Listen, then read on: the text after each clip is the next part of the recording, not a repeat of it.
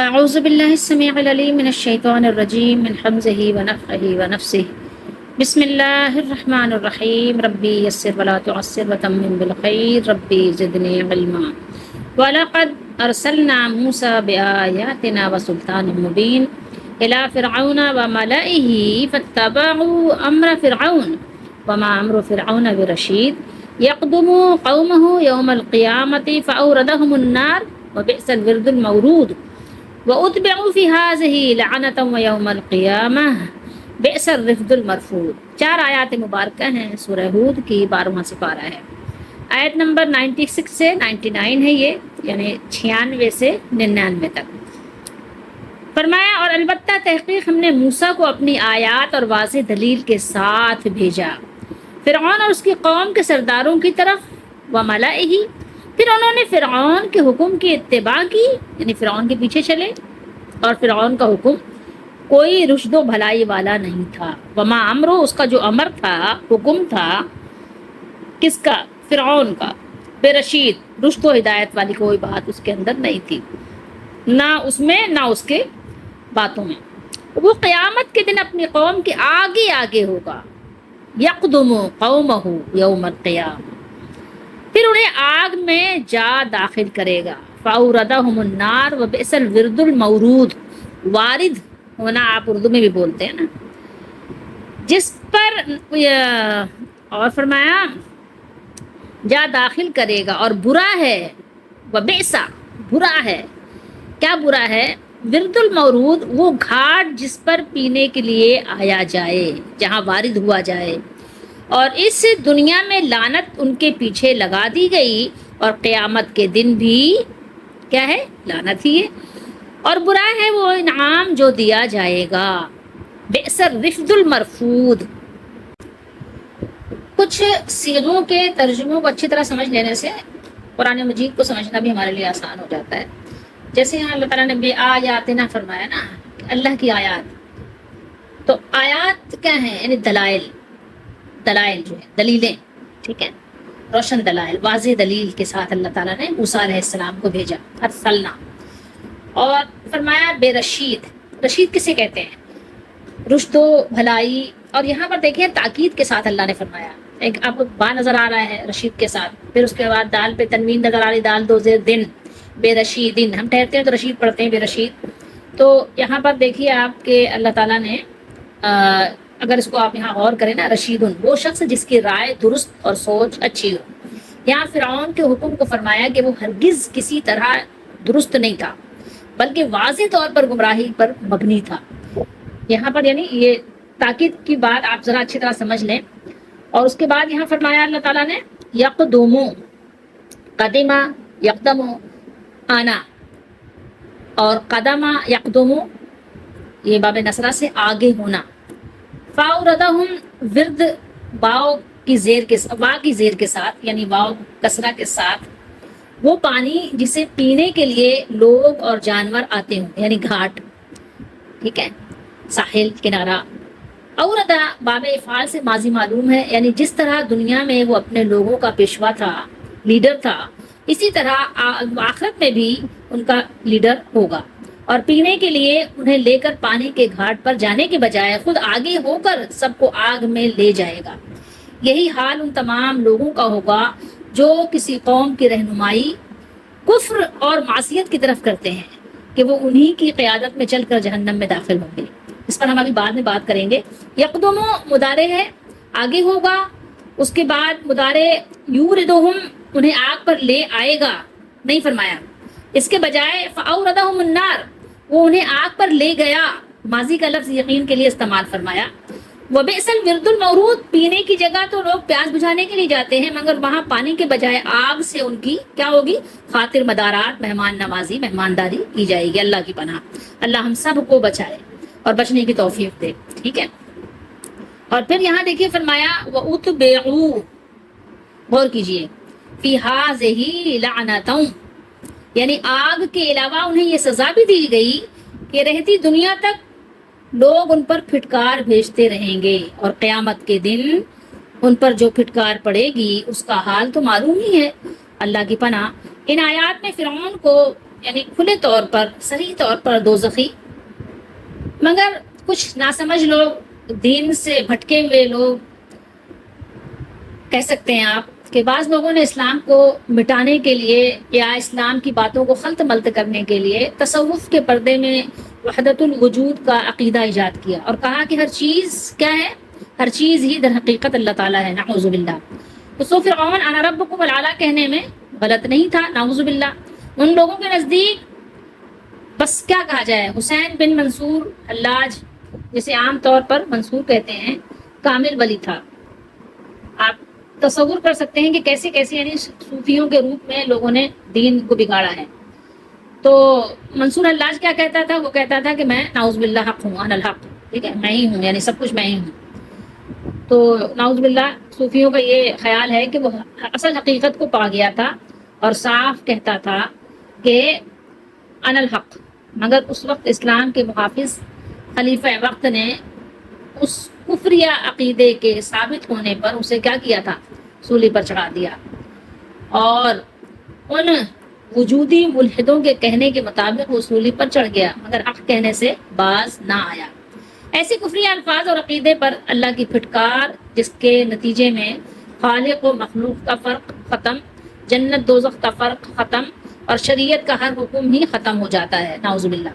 جب کہا جائے کہ فرعون اپنی سرکشی کی پاداش میں سمندر میں غرق کر دیا گیا، تو وہ کہتے ہیں کہ فرعون دراصل بحر توحید میں غرق تھا۔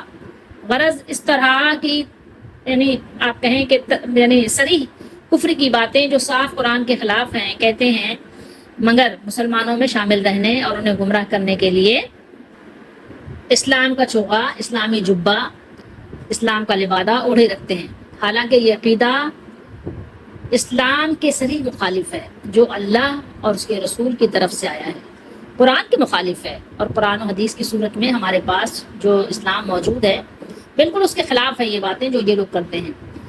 اچھا، اس عقیدے کی روح سے نیکی و بدی، شرک و توحید، نکاح اور بغیر نکاح، غرض ہر اطاعت اور نافرمانی کا فرق کیا ہوگا؟ مٹ جائے گا اور مٹ جاتا ہے، اور انبیاء اور رسول اور کتب الہیہ سب کیا ہوتا ہے؟ بے مقصد ٹھہر جاتے ہیں، نعوذ باللہ۔ اللہ تعالیٰ ہم سب کو اپنی پناہ میں رکھے۔ قرآن مجید میں صراحت ہے کہ آل فرعون کو مرتے ہی آگ نے گھیر لیا اور قیامت کو وہ سخت ترین عذاب میں داخل ہوں گے۔ آپ سورہ مومن پڑھ کر دیکھیے، سورہ مومن میں اللہ تعالیٰ نے کیا ارشاد فرمایا؟ فرمایا اللہ نے کہ وہ صبح و شام آگ پر پیش کیے جاتے ہیں۔ اب قرآن مجید کی ان آیات پر ذرا غور کیجیے، کیا فرمایا اللہ نے؟ وَلَقَدْ أَرْسَلْنَا مُوسَىٰ بِآيَاتِنَا وَسُلْطَانٍ مُبِينٍ۔ غور کیجیے، اس سے پہلے کیا پڑھا تھا ہم نے؟ بہت سارے انبیاء اور ان کی نافرمان قوموں کے عبرت آموز حالات ہم نے پڑھے، متعدد آپ کہیے کہ بے شمار انبیاء اور ان کی نافرمان قوموں کے عبرت آموز حالات سنانے کے بعد اب یہاں پر حضرت موسیٰ علیہ السلام اور فرعون کے ذکر سے اس بات کا اختتام ہو رہا ہے۔ آیات سے مراد تورات کی آیتیں نہیں، کیونکہ تورات کا نزول تو فرعون کے غرق ہونے کے بعد ہوا، بلکہ آپ کے وہ 9 معجزات مراد ہیں جن کا ذکر سورہ اسراء میں بالتفصیل موجود ہے۔ ہم جب وہ صورتیں آئیں گی تو انشاءاللہ اس کو پڑھیں گے۔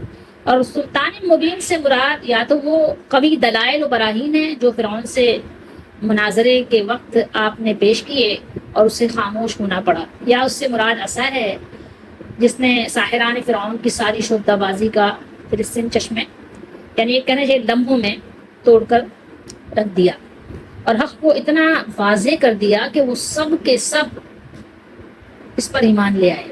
کون لوگ لے آئے تھے ایمان؟ جادوگر۔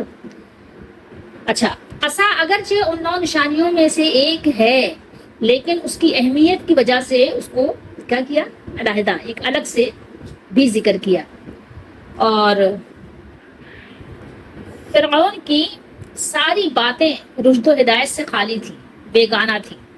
اس کے دعوے خدائی سے لے کر بنی اسرائیل کو غلام بنانے تک کوئی چیز بھی تو ایسی نہ تھی جسے یعنی آپ کہیں کہ استحسان کی نظر سے دیکھ سکتے یا عقل و دانش کے معیار پہ پوری اترتی ہو، کچھ بھی ایسا نہیں تھا اس کے پاس۔ اور اس سے بھی زیادہ قابل تعصف افسوس کی بات اس کی قوم کا طرز عمل تھا، جس نے کسی دعوے کو عقل سلیم کی کسوٹی پر پرکھنا ضروری نہ سمجھا. جیسے آج آپ دیکھیں ہمارے یہاں نا، جس دور میں ہم رہ رہے ہیں نا، بالکل اسی طرح کے لوگ سمجھ لیں کہ فرعون کے زمانے میں فرعون کے ساتھی بھی تھے، بالکل بدعقل، بس کھانا پینا، بس یہ یعنی صرف عیش و مستی کی زندگی بس، اور کچھ بھی نہیں، کچھ سوچنا ہی نہیں ہے آگے پیچھے. بالکل ہمارا جیسا حال ہے ویسے ہی فرعون کے قوم کا حال تھا، وہی سیم بالکل اسی طرح سے. آج اگر آپ کو دیکھنا ہو نا فرعون کی قوم، تو آج کے لوگوں کو دیکھ لیں، کوئی چیز عقل سے نہیں سوچتے، بس جدھر سب چلے دنیا ہم بھی ادھر ہی چلے گئے، بس ایک دوڑ ہے اسی طرف بھاگے چلے جا رہے ہیں، بھاگے چلے جا رہے ہیں، کچھ سوچنے سمجھنے کو تیار ہی نہیں ہے. جس طمع دنیا میں وہ آنکھیں بند کیے فرعون کے پیچھے چلتے رہے، جب قیامت کا دن ہوگا تو اس روز بھی ان کا حشر اپنے اس لیڈر کے ساتھ ہوگا جس کی غلط قیادت نے انہیں دنیا میں برباد کیا تھا. آج بھی جو منزل اس کی ہوگی وہی ٹھکانہ تو ان کے قوم کا ہوگا، وہی ان کے ماننے والوں کا ہوگا. تو یہ بتا دیا کہ آنکھیں بند کر کے پیچھے چلنے والے یہ فرض نہ کر لیں کہ اگر ان کے لیڈر اپنی گمراہی کی وجہ سے گرفتار عذاب ہوئے تو انہیں اس لیے معاف کر دیا جائے گا کہ ان بیچاروں نے خود تو برائی کا راستہ اختیار نہیں کیا تھا، بلکہ یہ تو لیڈر کے پیچھے چلے تھے، تو لیڈر کو سزا ملے گی اور ان کو نہیں ملے گی. تو یہ غلط قیادت کی وجہ سے گمراہ ہو گئے، اس لیے سارا مواخذہ ان کے لیڈروں سے ہی ہونا چاہیے. نہیں، فرمایا ایسا نہیں ہوگا، بلکہ گمراہ لیڈر کو بھی سزا ملے گی اور ان کے پیچھے چلنے والوں کو بھی عذاب آئے گا. ان کو غور و فکر کی جو صلاحیتیں دی گئی تھیں ان سے کام لے کر انہوں نے حق و باطل میں کیوں امتیاز نہیں کیا؟ ان کو دیدہ بنیاد بخشا گیا تھا، وہ دانستہ کیوں اندھے بنے رہے؟ کیا یہ کوئی کم جرم ہے؟ یعنی آپ کے پاس جو صلاحیتیں ہیں آپ اس کو بیکار کر دیں. قیامت کے دن بھی ان کا لیڈر آگے آگے ہوگا اور یہ نامراد پیروکار اپنی قسمت کو روتے ہوئے، اپنے لیڈر کو کوستے ہوئے بس کشا کشا کیا کریں گے، اس کے پیچھے جا رہے ہوں گے. اور ہر گمراہ لیڈر اور اس کے ماننے والے اسی طرح میدان حشر میں حاضر کیے جائیں گے اور انہیں جہنم میں پھینکا جائے گا. اللہ ہم سب کو بچا لے اپنی رحمت فرما کر، برحمت منا، اللہ اپنی رحمت فرما کر ہم سب کو بچا لے. اور بات یہاں سمجھنے کی یہ ہے کہ فرعون اپنے یعنی جو رعایا ہیں، جو اس کے چیلے ہیں کہہ لیں آپ، یہ تو گرو ہوگا اور باقی اس کے سب چیلے ہوں گے، تو اپنے چیلوں کے آگے اس طرح جا رہا ہوگا جس طرح قافلے کی ضروریات کے لیے پانی تلاش کرنے والا قافلے کے آگے چلتا ہے. لیکن وہ بیچارے بد نصیب، اللہ ہم سب کو ایسے بد نصیبوں سے بچائے، ایسی بد نصیبی سے بچائے کہ ان بد نصیبوں کی بد نصیبی کا کیا کہنا کہ جس گھاٹ پر فرعون انہیں لے جا رہا ہے، فرعون جہاں ان کو لے کر جا رہا ہے وہاں میٹھا اور ٹھنڈا پانی نہیں ہوگا جو ان کی تشنگی کو دور کرے، ان کے گھبرائے ہوئے دلوں کو تسکین کا یعنی ذریعہ بنے، بلکہ ابلتا ہوا کھولتا ہوا پانی ہوگا. اگر وہ پیئیں گے تو ان کے منہ اور گلے جل جائیں گے جو قرآن نے بیان کیا ہے، اور ان کی آنتیں پھٹ جائیں گی، اور اگر نہیں پیئیں گے تو شدت پیاس سے ویسے ہی کیا ہوگا، مرتے رہیں گے، جان نکلتی رہے گی لیکن نکلے گی نہیں. یہاں پر اللہ تعالیٰ نے بیان فرمایا کہ اور برا ہے وہ انعام جو ان کو دیا جائے گا. کیا ہے؟ بئس الرفد المرفود. غور کیجئے، یہاں لغت میں اس چیز کو کہتے ہیں جو کسی کو سہارا دینے کے لیے ان کے ساتھ رکھی جاتی ہے، رفد. اس کا معنی مدد کرنا اور بخشش بھی آیا ہے، یعنی جو مدد انہیں دی گئی، جس کو یعنی بطور آپ مذاق کہہ لیں کہ ان کو کہا جا رہا ہے نا یہ انعام ہے. جیسے کہتے ہیں نا پتہ مزہ آ رہا ہے کسی کو نا، بچوں کو بات نہیں مانتے بچے اور کوئی ضد کرتے ہیں، چوٹ لگ جاتی ہے تو کہتے ہیں مزہ آ رہا ہے، پتہ چل رہا ہے، اچھا لگا. مطلب ایک بچوں کو جیسے نا طنز کرتے ہیں تاکہ بچے دوبارہ نہ کریں، دوبارہ سیڑھیاں نہ چڑھیں، گریں نہیں، چوٹ نہ لگائیں. تو اس طرح سے یعنی ان کے ساتھ یہی بات ہو رہی ہے کہ کیسا انعام ہے، اچھا ہے انعام جو تم کو انعام ملا ہے، کیسا انعام ہے تمہارا. تو بتایا گیا یہاں پر کہ یعنی جو ان کو یعنی دیا گیا، جو بخشش ان پر کی گئی وہ بہت بری تھی. یعنی دنیا میں بھی سب لوگ جتنے بھی یعنی سمجھدار عقل سلیم رکھنے والے لوگ ان لوگوں کو کیا کہتے رہے؟ نابکاروں کو لعنت بھیجتے رہے، برا بھلا کہتے رہے. اور قیامت کے دن بھی اگر ان کی کچھ امداد کی گئی یا انہیں کوئی چیز بخشی گئی تو یہی تھی کہ انہیں مزید لعنت اور پھٹکار کا یعنی سمجھ لیں کہ مستحق قرار دیا گیا. اور وہ مدد جو ان کی گئی تھی یا وہ عطا جو ان کو بخشی گئی تھی وہ بہت بری تھی. بئس الرفد المرفود. ہمارے اور آپ کے لیے بھی حضرت موسیٰ علیہ السلام اور فرعون کے قصے میں بہت سارے سبق ہیں. اللہ تعالیٰ نے بیان فرمایا ہے کہ حضرت موسیٰ علیہ السلام کو نشانیوں اور بڑے زبردست معجزات کے ساتھ فرعون جو قبطیوں کا بادشاہ تھا اور اس کے سرداروں کی طرف مبعوث فرمایا. فاتبعوا امر فرعون. تو وہ فرعون ہی کے حکم پر چلے، یعنی انہوں نے بغاوت اور سرکشی میں فرعون کے مسلک، طریقے، اسلوب کو اختیار کیا، موسیٰ علیہ السلام کے طریقے کو اختیار نہیں کیا. وما امر فرعون برشید. اور فرعون کا کوئی بھی حکم بھلائی والا نہیں تھا، یعنی اس میں کوئی رشد و بھلائی اور ہدایت نہیں تھی، بلکہ وہ جہالت، دلالت، کفر اور سرکشی پر مبنی تھا. ان لوگوں نے جس طرح دنیا میں اس کی پیروی کی اسی طرح آخرت میں بھی وہ ان کا سربراہ ہوگا، حاکم ہوگا، لیڈر ہوگا، اور ان کی قیادت کرتے ہوئے ان سب کو لے کر جہنم میں داخل ہو جائے گا. جہنم کی سزاؤں اور عذاب اکبر سے انہیں خوب حصہ وافر ملے گا. اللہ ہم سب کو بچا لے اپنے رحمت فرما کر. اور جہنم کے یعنی لہو اور لعب کہیں، پیپ، اور بس وہ یعنی کچھ کہنے کی بات نہیں ہے، یعنی گندگی، جہنم کی گندگی پیپ کے حوضوں سے پیئیں گے. دنیا میں تو ایک مکھی بیٹھ جائے نا تو لوگ نفاست دکھاتے ہیں، لیکن وہاں ان کا کیا حال ہوگا. سو فرعون نے ہمارے پیغمبر کا کہا نہ مانا تو ہم نے اس کو نہایت سختی سے پکڑ لیا. اور اللہ نے فرمایا سورہ مومن میں آپ دیکھ سکتے ہیں 24ویں پارے میں فرمایا النار یعرضون علیہا غدوا وعشیا ویوم تقوم الساعة ادخلوا آل فرعون اشد العذاب. آتش جہنم کے صبح و شام اس کے سامنے پیش کیے جاتے ہیں، اور جس روز قیامت برپا ہوگی حکم ہوگا کہ فرعون کی آل اولاد کو سخت عذاب میں داخل کرو. اگر آپ ان آیات میں قرآن مجید کی اس آیت سے اور قرآن مجید کی بعض دوسری تصریحات سے آپ کو پتہ چلتا ہے، معلوم ہوتا ہے کہ جو لوگ دنیا میں کسی قوم یا جماعت کے رہنما ہوتے ہیں، لیڈر ہوتے ہیں، تو قیامت کے دن بھی وہی لوگ اس کے رہنما ہوں گے. اللہ نے کیا فرمایا کہ ہر جماعت کیا اپنے امام کے ساتھ ہی ہوگی نا. اب وہ آپ نے جس کو بھی اپنا امام بنایا، اگر وہ دنیا میں نیکی اور سچائی اور حق کی طرف رہنمائی کرتے ہیں تو جن لوگوں نے یہاں ان کی پیروی کی ہے وہ قیامت کے روز بھی انہیں کے جھنڈے تلے جمع ہوں گے اور ان کی پیشوائی میں جنت کی طرف جائیں گے. اور اگر وہ دنیا میں کسی دلالت، کسی بد اخلاقی، کسی ایسی راہ کی طرف، شرک کی طرف، کفر کی طرف لوگوں کو بلاتے ہیں جو دین حق کی راہ نہیں ہے، تو جو لوگ یہاں ان کے پیچھے چل رہے ہیں وہ وہاں بھی ان کے پیچھے ہوں گے اور انہی کی سرکردگی میں جہنم کا رخ کریں گے. اسی مضمون کی ترجمانی نبی کریم صلی اللہ تعالیٰ علیہ وآلہ وسلم نے فرمایا قیامت کے روز جاہلیت کی شاعری کا جھنڈا ایک شخص تھا امرؤ القیس کے نام سے، اس کے ہاتھ میں ہوگا، اور عرب جاہلیت کے تمام شعراء اسی کو اپنا پیشوا یعنی بناتے ہوئے جیسے دنیا میں بنایا تھا اسی کے پیشوائی میں دوزخ کی راہ لیں گے. اب یہ منظر ہر شخص کا اپنا تخیل اس کی آنکھوں کے سامنے کھینچ سکتا ہے کہ یہ دونوں قسم کے جلوس کس شان سے اپنی منزل مقصود کی طرف جائیں گے.